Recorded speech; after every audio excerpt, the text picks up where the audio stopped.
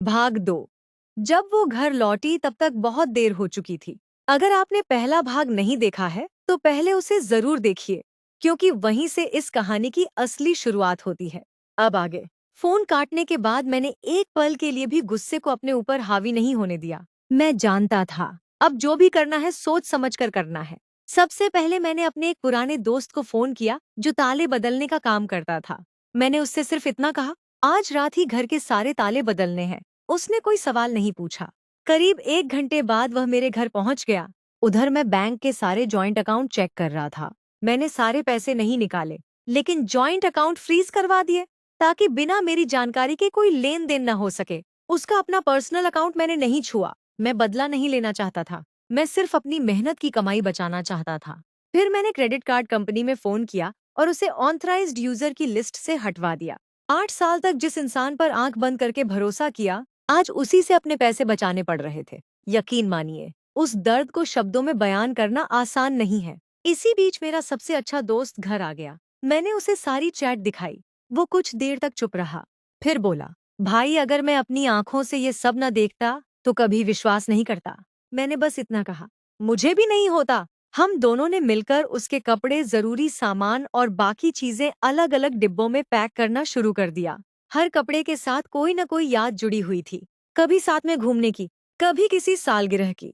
लेकिन अब हर याद धोखे जैसी लग रही थी। रात करीब 9:15 बजे घर के बाहर तेज ब्रेक लगने की आवाज आई। मैं समझ गया, वो आ चुकी है। दरवाजे तक पहुंचते पहुंचते उसके चेहरे पर घबराहट साफ दिखाई दे रही थी। जैसे ही उसने मुझे देखा, वो गुस्से में चिल्लाई, तुमने उसकी पत्नी को मैसेज भेजने की हिम्मत कैसे की? मैं बिल्कुल शांत था। मैंने पूछा, और तुम्हारी हिम्मत कैसे हुई? 8 साल की शादी को एक झूठ बना देने की। वो कुछ सेकंड के लिए चुप हो गई, फिर बोली, तुम पूरी बात नहीं जानते। मामला इतना आसान नहीं है। मैं हंस पड़ा। अच्छा। तो फिर ये क्या है? मैंने अपना फोन निकाला और उसकी वही चैट पढ़नी शुरू कर दी, जिसमें वो अपने बॉस से अगली मुलाकात की प्लानिंग कर रही थी। जिसमें वो लिख रही थी, पति को बोल दूंगी कि शॉपिंग पर जा रही हूँ। उसका चेहरा बिल्कुल सफेद पड़ गया। वो घबरा कर बोली, तुमने मेरे प्राइवेट मैसेज पढ़े? मैंने कहा, वो मैसेज उस टैबलेट में थे जिसे हमने दोनों ने मिलकर इस्तेमाल करना शुरू किया था। अगर तुम्हें अपने राज छुपाने थे तो कम से कम इतनी गलती तो नहीं करनी चाहिए थी। अब उसके पास कोई जवाब नहीं था। कुछ पल बाद उसकी आंखों में आंसू आ गए। वो मेरे पास आई और बोली, मुझसे गलती हो गई, एक बार माफ कर दो, ऐसा दोबारा कभी नहीं होगा। मैंने उसकी आंखों में देखा और बहुत शांत आवाज में कहा, एक बार, ये एक बार नहीं था, ये 6 महीने तक हर दिन लिया गया फैसला था। उसने मेरा हाथ पकड़ना चाहा, लेकिन मैंने अपना हाथ पीछे कर लिया। फिर मैंने दरवाजा खोला और बाहर रखे हुए डिब्बों की तरफ इशारा किया, ये तुम्हारा सामान है। वो हैरानी से मुझे देखने लगी।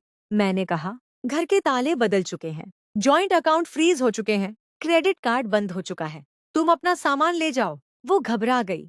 तुम ऐसा नहीं कर सकते। मैंने कहा, मैंने कर दिया। उसी समय मेरा दोस्त एक और डिब्बा लेकर बाहर आया। उसने बिना कुछ कहे वो डिब्बा नीचे रख दिया। अब उसे समझ आ चुका था कि मैं मजाक नहीं कर रहा। वो फूट फूट कर रोने लगी। हम अभी भी सब ठीक कर सकते हैं। मैं उसे रिश्ता खत्म कर दूंगी।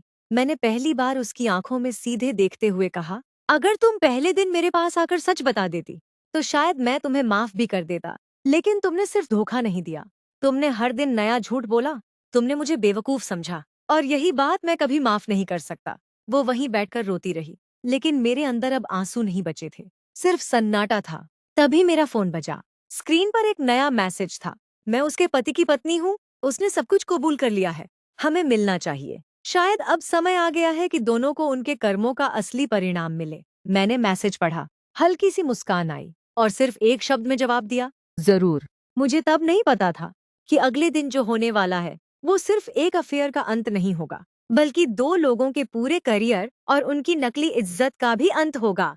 अगर आपको लगता है कि विश्वास टूटने के बाद सबसे बड़ी ताकत इंसान का धैर्य होता है, तो वीडियो को लाइक करें, चैनल को सब्सक्राइब करें और कमेंट में बताइए, क्या आप उसकी जगह माफ कर देते या हमेशा के लिए रिश्ता खत्म कर देते। अगले भाग में हम बात करेंगे कि जब पति पहली बार अपने बॉस की पत्नी से मिला, तब दोनों ने ऐसा कौन सा प्लान बनाया जिसने उन दोनों के होश उड़ा दिए।